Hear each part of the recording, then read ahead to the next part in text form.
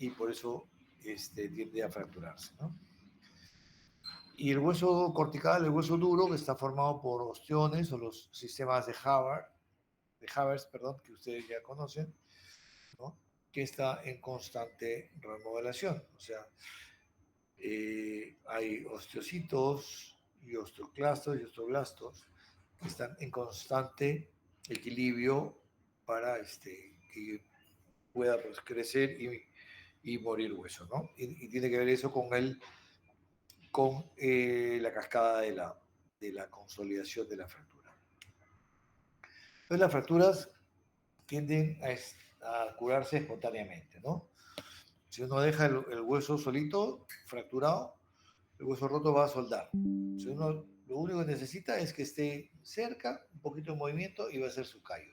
Nosotros, ¿qué hacemos? Nosotros cuando intervenimos es darle, eh, digamos, asegurarnos que haya una alineación, que tenga la estabilidad que requiere esa fractura para que suelte, ¿no? Entonces, el callo es la respuesta natural del hueso al movimiento de los fragmentos. El hueso se cura autoproduciéndose, ¿no? Creo que es la única estructura que se cura de esa forma, ¿no? Entonces, hay dos tipos de consolidación. La consolidación indirecta, eso es desde el punto de vista radiológico, indirecta cuando vemos callo. Y la directa es cuando no vemos callo. La directa generalmente es la que cuando nosotros hacemos una osteosíntesis buscamos una estabilidad absoluta. Aquí en este esquema, en esta foto, ustedes ven un radio, el hueso radio que se ha fracturado, acá está la fractura al medio. ¿Ven mi puntero? ¿Mi cursor? Hola. El cursor no se puede observar, doctor. Ah, bueno, ok. Entonces, bueno, ahí está el radio con una placa que tiene 4 tornillos, 2 a cada lado. Al medio de eso hay una fractura que está en vías de consolidación y no se ve callo. ¿Ven? Y ven en la fotografía electrónica como no se ve ningún callo y la consolidación es por dentro. En cambio, en la foto de arriba, que es indirecta, sí se ve un callo, ven los fragmentos más o menos cerca y empieza a producirse un callo exuberante. Pero para que se produzca este proceso de consolidación necesitamos dos cosas. Estabilidad, que es una condición biomecánica, y vascularidad, que es una capacidad biológica. ¿Okay? Entonces necesitamos buena vascularidad y que la fractura tenga la estabilidad adecuada. Entonces, esta es la cascada de la consolidación. Cuando el hueso se fractura, sangra, ¿no? La médula ósea, y se forma un hematoma. Ese hematoma va luego a producirse un tejido de granulación y ahí luego ya viene la diferenciación celular y viene el callo blando. Entonces ahí es donde nosotros intervenimos a ver qué tipo de estabilidad necesita, si es una estabilidad absoluta o una estabilidad relativa, que se lo voy a explicar en un ratito, ¿no? La absoluta da una consolidación directa y la relativa da una consolidación indirecta. Entonces, la inmovilidad total es esta, inmovilidad parcial, ahí ven acá, hay ligero movimiento, y acá no hay digamos, no hay inmovilidad, hay mucho movimiento. Entonces, una es estabilidad absoluta cuando hay una total inmovilidad de los fragmentos. Relativa cuando hay una movilidad parcial y una inestabilidad es que no hay inmovilidad. ¿Okay? Y esto nos va a llevar quizá a una pseudoartrosis.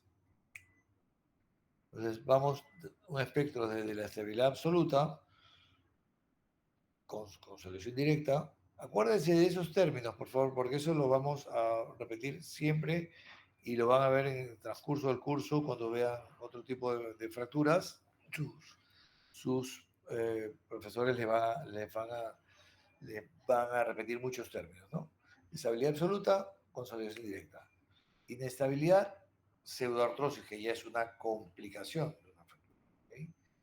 Y estabilidad relativa, que nos lleva a una consolidación indirecta con callo óseo. Nuevamente, inmovilidad total, estabilidad absoluta, poco movimiento, estabilidad relativa. ¿Cómo logramos una estabilidad absoluta? Con compresión, con técnicas de compresión, y la relativa con técnicas de ferulización. Luego lo vamos a explicar para que lo entiendan mejor. Hay 4 tipos de fuerzas que actúan sobre un hueso largo, lo que nos da una carga sobre el mismo eje, una carga axial. Hay 2 momentos de flexión, que es antero-posterior, y los laterales, ¿correcto? Entonces el hueso se puede fracturar con esos movimientos. Entonces nosotros cuando operamos y cuando tratamos una fractura, tratamos de hacer frente a cada una de esas fuerzas para poner una rigidez en todos los ejes y de esa forma darle estabilidad para que cure la fractura.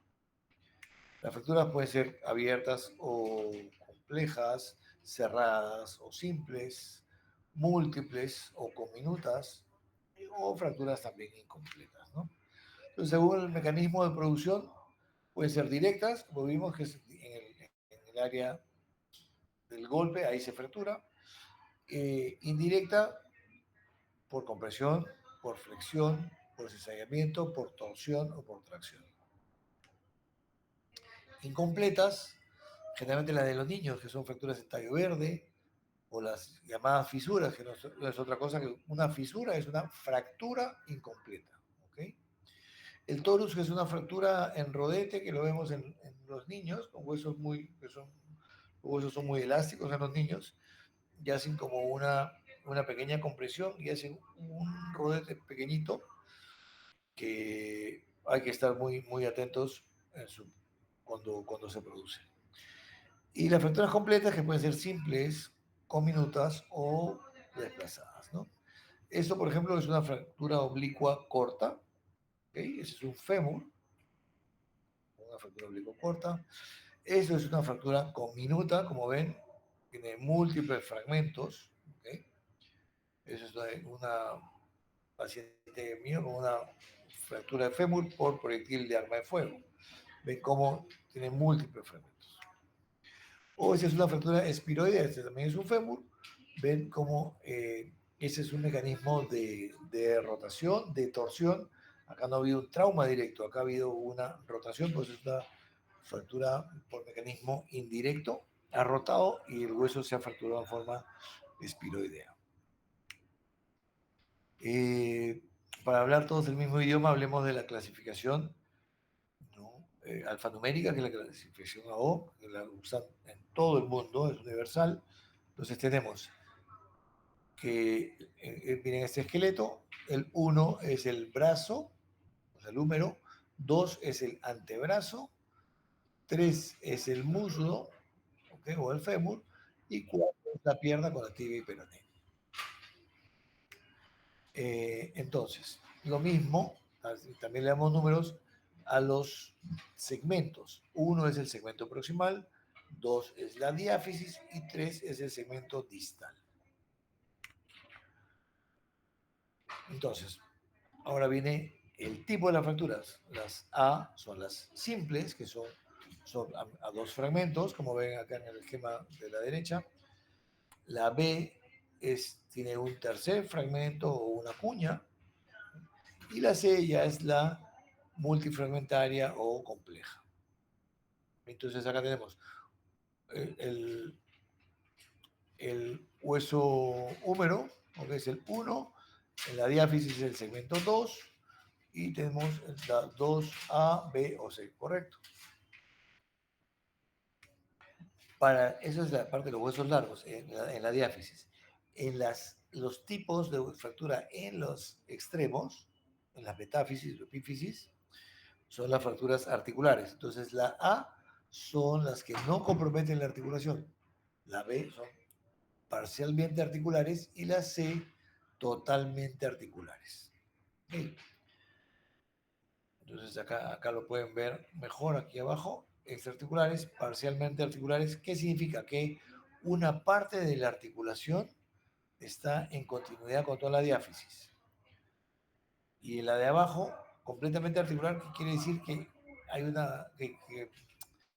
que digamos que la diáfisis no está en continuidad con esta parte articular.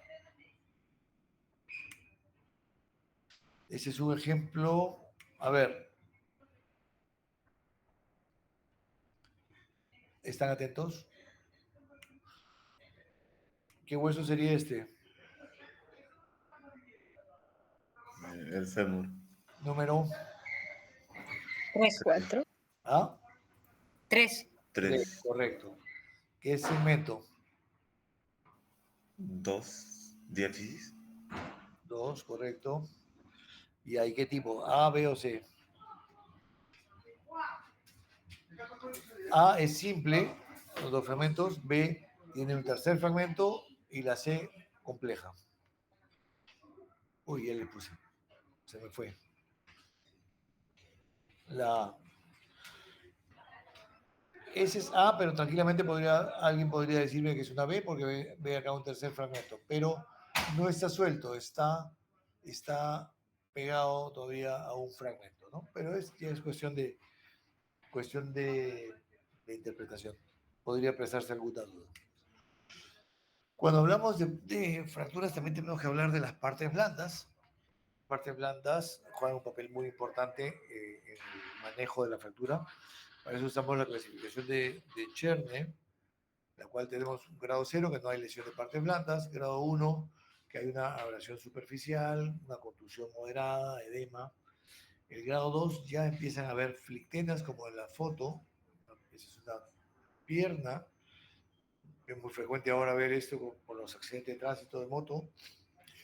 Entonces, ese es un grado 2, por ejemplo. Y la grado 3 es lo mismo, pero ya asociado a un síndrome compartimental o lesión de grandes vasos. Esto sí es una emergencia y hay que hacer una fasciotomía. ¿Okay? Importante el cuidado de las partes blandas, entonces. Y si hablamos de partes blandas, también tendremos que hablar de las fracturas expuestas. Ahí hablamos de la clasificación de Busilo y Anderson, que tenemos las de primer grado, que son heridas muy pequeñas, puntiformes, generalmente de adentro hacia afuera. ¿Okay?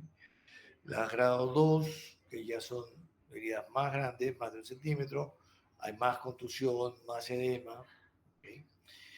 Que es como la de la foto. La grado 3, ya hay una gran contusión, hay pérdida de piel, y esta podemos dividirla en 3A, 3B y 3C, siendo la 3A es aquella que tiene esta exposición grande, pero que tiene todavía una buena cobertura ósea, o sea, podemos cubrir el hueso. En la B ya hay demasiada exposición y las partes blandas no se pueden cubrir, y donde necesitaremos pues, colocar injertos y colgajos de partes blandas, ¿no? Y la C es lo mismo, pero ya asociado a lesiones vasculonerviosas, las que terminan pues en amputaciones, ¿no? Hay algunas excepciones a la regla. Por ejemplo, hay lesiones por herido de bala, que las heridas son pequeñitas, puntiformes generalmente, pero son consideradas como grado 3 por el tipo de lesión y el tipo de germen que pueden llevar, ¿no? Lo mismo si son accidentes en diferentes ambientes, ¿no? En una granja, donde hay un basural, etcétera. El germen es diferente, mucho más agresivo, entonces tiene que tratarse como una fractura tipo 3. Si hablamos ya de fracturas expuestas, hablemos de la fijación externa, que es el manejo temporal de las fracturas expuestas generalmente. Entonces vamos a usar una fijación externa para fijar la fractura temporalmente hasta que mejoren nuestras partes blandas. ¿Okay? Entonces ven esto acá, es un manejo temporal. El fijador externo fue concebido como un manejo temporal de las fracturas. Ahora, que podemos usarlas como manejo definitivo, sí, también. Pero tienen algunas complicaciones, como ven acá, el no cuidado o el mal cuidado de los pines pueden llevar a una infección de las partes blandas y llevar una infección de afuera hacia adentro y producir también hacia una osteomelitis, ¿no? Pues por eso que son para tratamientos cortos, periodos cortos. Pero En nuestro país todavía hay sitios donde los usamos como tratamiento definitivo, ¿no? Pero llévense ese concepto que es un manejo temporal de una fractura expuesta o una lesión grave con un síndrome compartimental. Esto es la semiología, un poco de una fractura. Esa es la de foto de arriba es una fractura por traumatismo directo y la de abajo es indirecto. Al de arriba lo patearon y el de abajo se fracturó solito porque se torció el pie le quedó fijo y el pata rotó y tuvo una fractura espiroidea probablemente. Mire la cara de dolor, esos son los síntomas de una fractura: dolor, impotencia funcional, edema, equimosis, crépito, deformidad evidente y una movilidad normal. El diagnóstico por imágenes, esta foto es para que vean, la de la izquierda es una radiografía convencional, que es una fractura del platillo tibial, ven acá el platillo, el lado externo, el que está hacia el lado del peroné es el platillo externo, que está fracturado. Pero aparentemente es una fractura que se ve en su sitio, pero si nosotros a ese mismo paciente le hacemos una tomografía, vemos cómo la articulación se ha deprimido y hay un grave defecto ahí. Todo lo que ven en este bordecito blanco de la tibia, del platillo tibial, miren acá esos fragmentitos blanquitos que se han ido hasta abajo. Todo eso hay que restituirlo y que logren hacer una línea con la articulación para poder luego fijarlo. Entonces, el mensaje es que a todas las fracturas articulares en general les pidan, además de una radiografía, una tomografía para poder ver el desplazamiento de la articulación y poder hacer una buena planificación de lo que vamos a hacer. Entonces, el tratamiento de las fracturas puede ser conservadores o quirúrgicos. Conservador no significa que no lo estamos tratando, sí lo estamos tratando, pero con yesos o yesos funcionales o lo que hay ahora muchos aparatos ortésicos, ¿no? La idea es que cuando nosotros los tratamos en forma conservadora, o sea, sin operar, hay que hacer seguimiento muy periódico, muy de cerca, hay que verlos semanalmente, tomarles radiografías, a ver si no ha habido desplazamiento de esa fractura que inicialmente le hemos manejado así, ¿no? Y ya si hubiera un desplazamiento, o lo corregimos o hacemos ya el plan B, que sería la cirugía. Y si los operamos, entonces ahí sí tenemos que ir a nuestros principios de estabilidad absoluta y relativa, ¿no? Con los métodos de tornillos de tracción, de placas de compresión, soporte, banda de tensión para lograr estabilidad absoluta, y el método tutor, que es con clavos extramedulares o intramedulares, o placas extramedulares también, en estabilidad relativa. Ese es un ejemplo de un principio tutor. Por ejemplo, esa es una fractura de fémur, ¿okay? Como es una fractura diaficiaria del hueso largo, no necesitamos una estabilidad absoluta. Lo que requiere este fémur es una estabilidad relativa, que lo alineemos y lo fijemos en este caso, con un clavo endomedular. Entonces el clavo sirve como un tutor interno para evitar que se desplace la fractura, que se angule.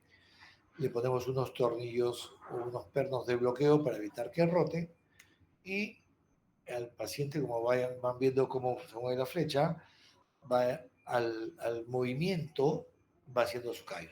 Entonces ven el término que el paciente empieza a caminar y ya va haciendo un callo, porque el movimiento de los fragmentos, el pequeño movimiento, porque no es un gran movimiento, es un movimiento muy controlado, con eso se hace y se estimula la formación del callo.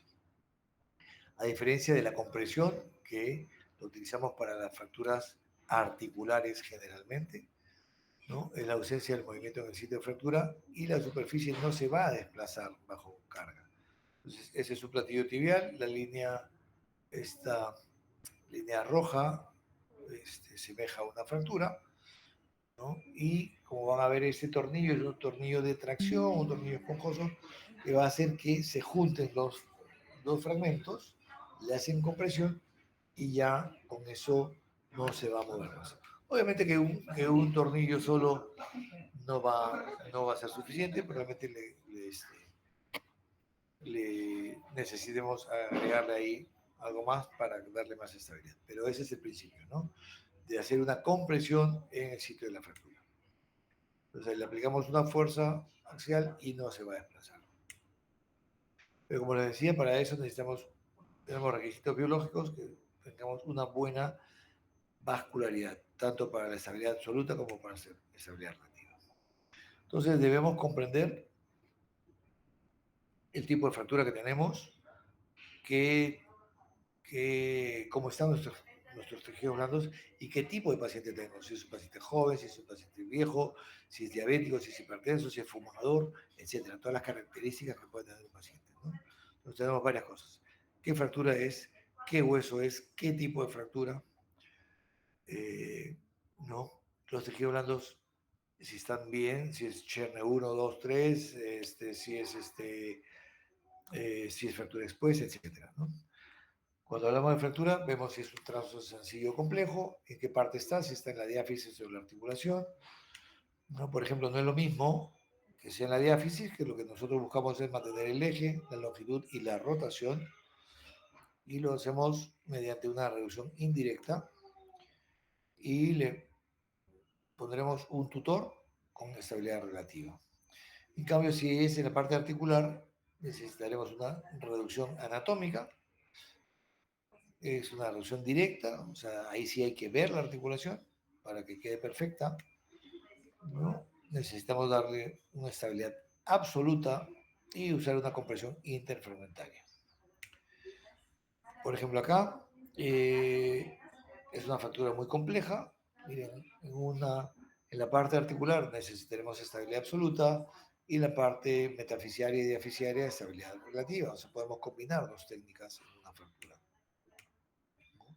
Acá anatómico y acá reducción del eje, acá reducción directa, una visión directa mirando la articulación y una reducción indirecta que no necesitamos abrir todo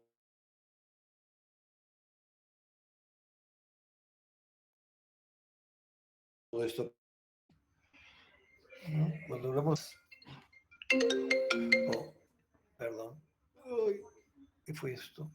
¿Ven ahí? ¿Perdón? ¿Aló? ¿Me ven? Aún se ven las diapositivas, doctor. A ver, oh, ya, espérense. Pero no sé qué pasó acá.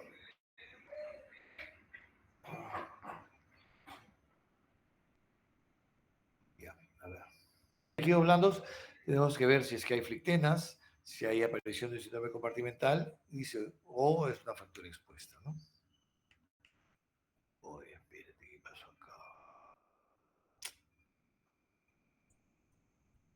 ¿Qué pasó acá que no puedo ver esto? Como esta, pueden hacer un síndrome compartimental. Miren, una fractura muy compleja, miren cómo está esta pierna, y esto va probablemente a llevarnos a un síndrome compartimental y a tener que hacer una descompresión con una fasciotomía, ¿no?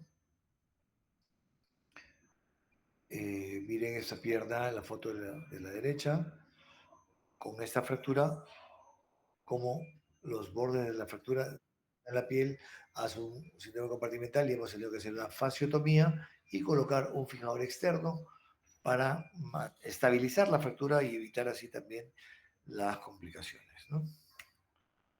Esta es una fractura expuesta, ahí tenemos la disyuntiva de o fijamos o amputamos, ¿sí? Hay que ver la vascularidad siempre de la extremidad. Primero salvar la vida y luego salvar la extremidad. Generalmente son pacientes politraumatizados los que tienen este tipo de lesiones, ¿no? Lo mismo, miren esta fractura, una fractura muy compleja de la tibia proximal. Esta es la exposición en fragmentos libres de hueso. Acá debemos hablar también de un concepto importante que es el control de daños, el control de daños inicial o repararlas en forma definitiva tardía. Vamos a, por ejemplo, este pacientito Hay que ver, cuando hablamos de la característica del paciente, tenemos que ver si es un solo traumatismo o es un politraumatizado y qué características clínicas tiene ese paciente, ¿no? Entonces, un trauma aislado puede ser este señor, es un viejito, acá se ve, no se ve. Bueno, es un señor que anda en bicicleta y se cae de su bicicleta, es una lesión realmente de baja energía, es una bicicleta de paseo y el señor tiene esta fractura. ¿Qué opciones tenemos? Le colocamos una tracción, un fijador o un clavo. ¿Ustedes qué dicen?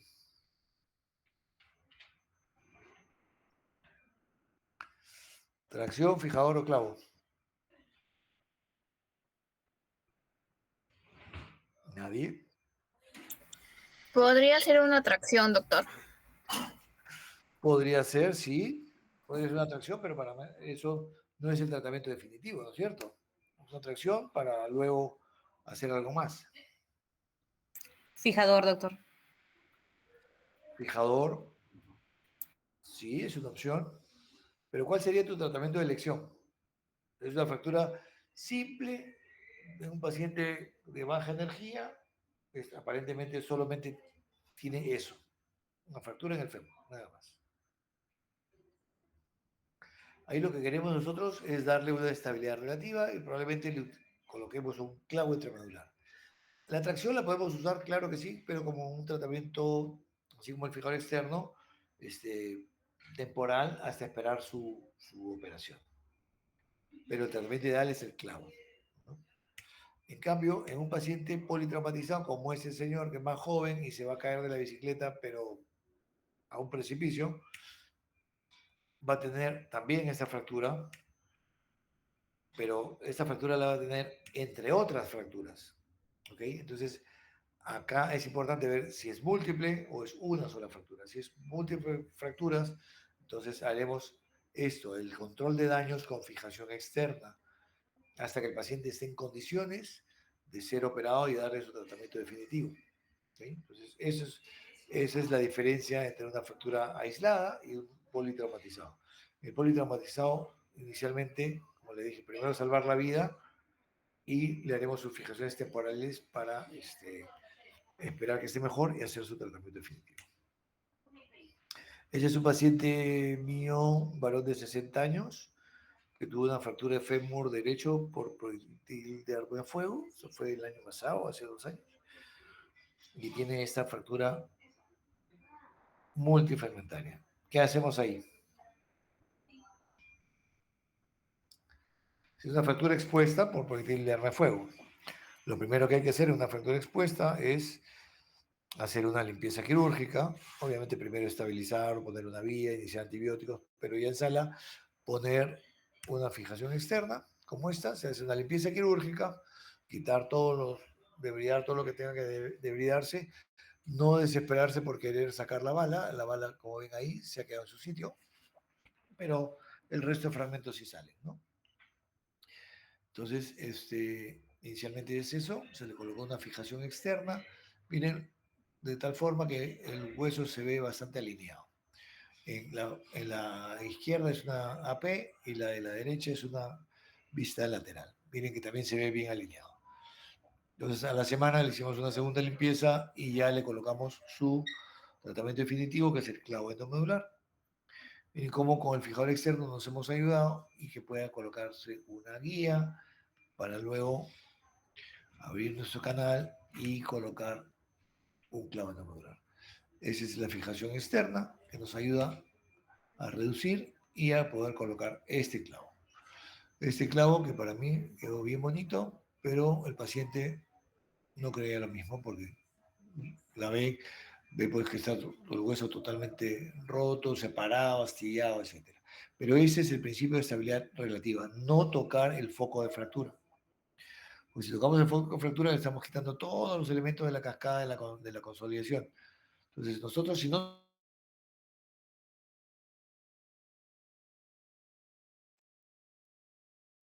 tocamos, y eso es lo que pasó con ese señor. No, otra vez, no, oh Dios. Ya. ¿Siguen viendo ahí, no? ¿Hola? Sí, doctor. Sí, Ya. sí, Ok, entonces les decía, que no tocamos el foco de fractura y miren cómo con el tiempo, con las semanas, se fue formando un callo. Y este ya al año, miren, tiene un callo exuberante, recontra consolidado. Con eso puede saltar por paracaídas si quiere. Entonces, esa es la idea, no tocar el foco de fractura. ¿Ok? Bueno, eso es todo lo que les tenía que decir. Tenía algunos ejemplos, pero creo que ya no nos da mucho tiempo. A ver, acá tiene que participar, si no, no hay gracia.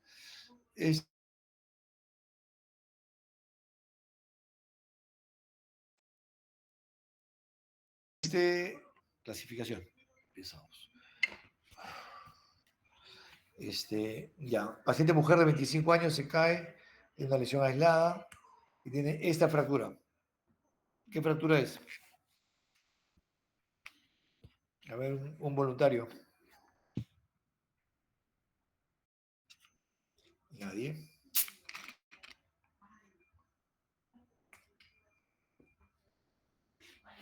Los del grupo La FAP. Nadie. Ya, doctor. Ya. Sería una fractura de húmero, o sea, uno. Sería dos, porque está en diáfisis. Ok. De ahí yo la veo como B o C, uno de los dos. La ves como veo, sí. Ya. Ajá. ¿Alguien piensa diferente? Doctor, sería una cominota, no, sería una C, sería una compleja. Así es, ¿no? Tiene más de dos o tres, más de tres fragmentos. Tres fragmentos o más, ¿no? Ok, es una C. ¿Qué hacemos? ¿Qué hacemos? ¿Qué estabilidad le queremos dar? Doctor, una pregunta. El último numerito que está al costado de la letra, ¿qué significa? Ya, el numerito, la letra es qué tipo de fractura es. Si es una espiroidea, si es una, o mejor dicho, es una fractura compleja. Acá justamente te he puesto en el esquema la siguiente. La C1 es una compleja espiroidea, la C2 es una compleja segmentaria y la C3 es una compleja totalmente irregular, que como podría haber sido el caso anterior que les enseñé, ¿no? Completamente irregular. Esta es una compleja espiroidea. Por eso el 1 es eso, ¿no? Ya es el apellido. Gracias, doctor. Listo, entonces ahí se los he señalado. Ok, ya tenemos entonces que es una compleja espiroidea. ¿Qué hacemos? ¿Qué tipo de estabilidad le corresponde a esto? ¿Qué tratamiento le damos? ¿Quirúrgico o yeso? ¿Lo operan o le ponen yeso? Quirúrgico, doctor. Ya, si la operas, ¿qué estabilidad le vas a dar?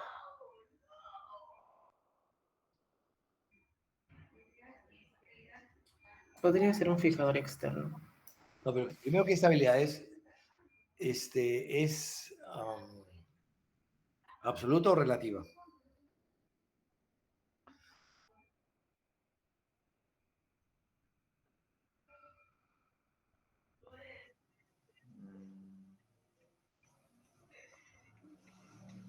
Doc, yo creo que, o sea, es joven, la paciente de 25 años. Ajá. Y aparte es una lesión aislada y cerrada. Pero no hay lesión del nervio. Por eso, entonces, creo que fácilmente sería un tratamiento conservador, creo yo. Puede ser. Ok, entonces, vamos a ver ya. Sí fue un tratamiento conservador, pero también pudo haber sido operada. Eso depende mucho del médico que la trate. Como es conservador, la estabilidad es relativa. Definitivamente, el yeso es una estabilidad relativa, ¿no? Una reducción indirecta porque no se abre el foco de fractura ni nada. El método es un yeso colgante. Ahora, tuvieron que hacer algunas maniobras para poder colocarle ese yeso. Ven cómo la jala un poquito y se ha alineado en las dos vistas, en la lateral y en la AP, y entonces ahí ya se le coloca su yeso. En este caso, sí funciona un yeso colgante que va por debajo de la axila, porque hace que con el peso del yeso se alinee un poco más el fragmento.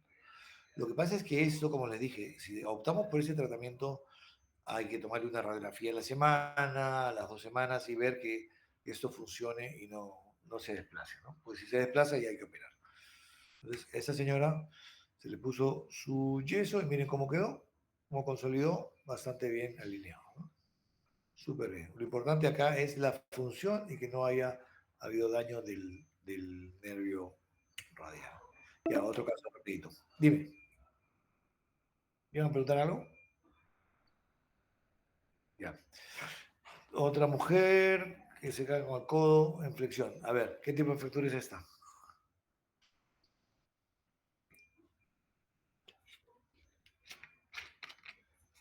Hable, porque ni los veo, así que no sé ni quién habla. Así que no tienen, no hay, sin roche puede decir cualquier cosa. Tipo 2, doctor. Tipo 2, a ver. ¿Qué hueso es? El Ante fracturado. ¿Cuál es el hueso fracturado? ¿Cómo se llama el hueso fracturado? cúbito. El Cúbito me cubo. parece. Ok, entonces el número 2. 2. Correcto.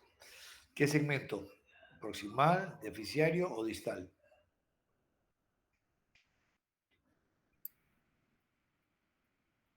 Proximal sería, doctor.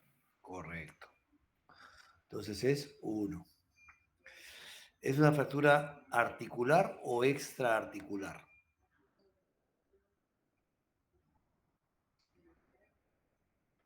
¿Compromete la articulación del codo? No creo, doctor. Pareciera que no. No, sí, compromete. Mira, si está justo en pleno codo, es el olecrano. Ah, sí, perdón, no vi bien. Entonces es una tipo B, que es una parcialmente articular. ¿Por qué parcialmente? Porque hay dos huesos. Acá se los explico rapidito. Ahí está la clasificación de las fracturas del cúbito, bueno, las del codo en realidad, ¿no? Ese es un tipo B, es una fractura articular, pero solamente uno de los huesos, esa es una enfermedad que tiene dos huesos, el cúbito y el radio.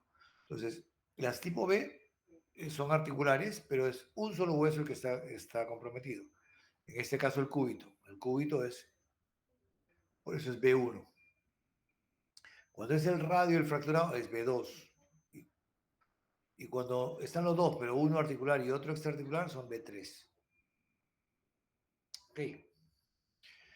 Entonces, esa es una B1. ¿Qué estabilidad le damos? ¿Qué tratamiento? ¿Quirúrgico o yeso?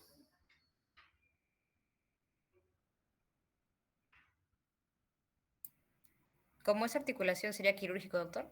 Correcto. Entonces, ¿qué estabilidad? Si es una articulación, ¿qué estabilidad le vas a dar? Absoluto, doctor. Correcto, muy bien. ¿Y qué reducción? ¿Directa o indirecta?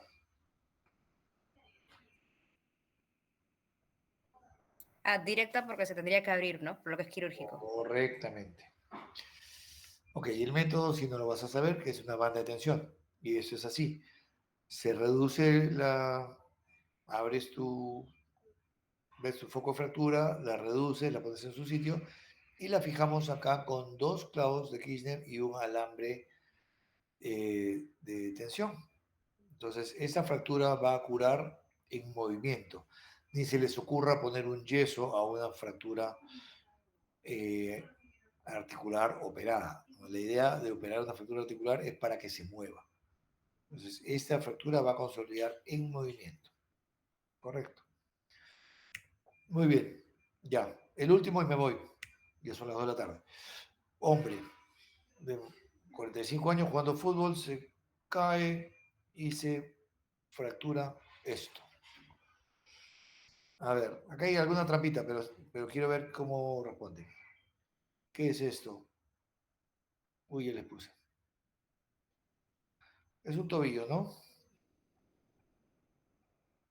A ver, un varón ahora.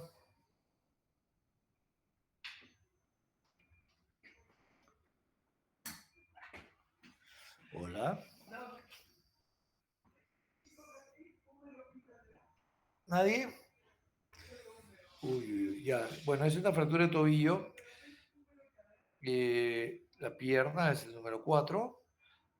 Hubiera sido normalmente 43 porque es la parte distal de la pierna, pero el tobillo es una articulación especial, entonces tiene una clasificación para él solo. Las 43 son las fracturas del pilón tibial. ¿Ya? Entonces, esta es por ser articular, es una fractura tipo B1. Y acá les explico, las de tobillo, la sindesmosis, que es la articulación tibio-peronea, que ven acá abajo, las que están por debajo de la sindesmosis, en la puntita del peroné, son las tipo A. Las tipo B, que son la mayoría, son a nivel de la sindesmosis, y las tipo C por arriba de la sindesmosis. Entonces, esta es una fractura que comprometía la sindesmosis, pero simple, la fractura solamente del peroné. Ok. Por ser articular, es un tratamiento quirúrgico. Vamos a darle una estabilidad absoluta con una reducción directa y un método con placa y tornillos de tracción. Miren, acá se le coloca una placa, pero primero se le coloca, perdón, el tornillo de compresión y luego se le coloca esta placa. Es una placa de protección en realidad, ¿ya? Y está perfectamente bien alineada, la fractura cerradita y este paciente puede mover inmediatamente. Muy bien, me voy. ¿Alguna pregunta? Doctor, disculpe, en un ejemplo que mencionó, ¿se amputaba o no se amputaba al politraumatizado, lo que era la pierna? Eso es lo que no se me... A ver. El audio se me entrecortó. Se te dejó todo, espérate. Ya. No, sí se putaba, me sacó el gorro.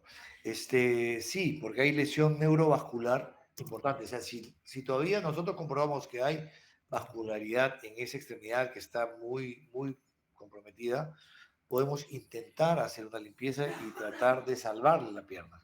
Pero eso es lo que hay que evaluar. Hay que evaluar si vale la pena salvar esa extremidad que está tan dañada y cómo va a quedar, ¿no? ¿Qué secuelas va a tener? Entonces es importante la evaluación ahí y hacer, ¿no? Aparte de la evaluación clínica, también ya con exámenes saber cómo va la circulación, ¿no?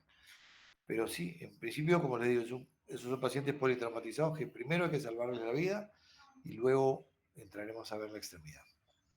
¿Ok? Listo. ¿Algo más? Jóvenes, voy a mandar mis preguntas ahora. Bueno, con mi grupo nos vemos o hablamos el día lunes. Gracias. Listo, doctor, muchas gracias.